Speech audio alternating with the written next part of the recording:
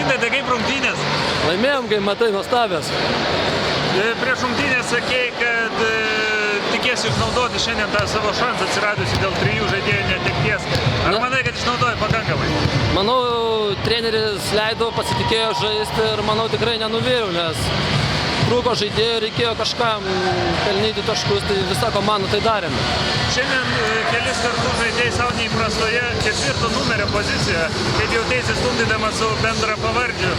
Na, jau ne pirmą kartą mes stumdome su juo, per treniruotės irgi tekdavo dirbti, ypač sezono pradžioje 4 numerį, tad reikėjo truputį, kad įprašiu, bet man patinka 4 žaisti. Tai ta žaidėjų variacija tavęs netrikdo tokia? Na, tiesiog per pirmas treniruotės reikia, kad įprasti, po to viskas gaunasi savaime.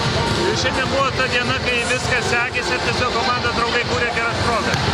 Na, tiesiog mes vieni kitiems kūrėme nuostabias progas, pataikėme viską ir dėl to lėmė pergalę. Paskutinė ataka buvo suplanuota, tau užmetimas aliupas vadinamas. Tai buvo suplanuota, tik tai nesigavo pabaiga, turėjo būti ėjimas.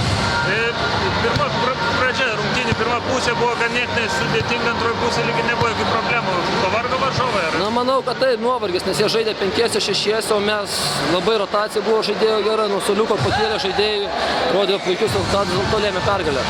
Per didžiąją pergalę kažką pakeitė, ar tiesiog? Na, dar agresyviau puolėm ir gynėmės, dėl to, manau, ir laimėjome.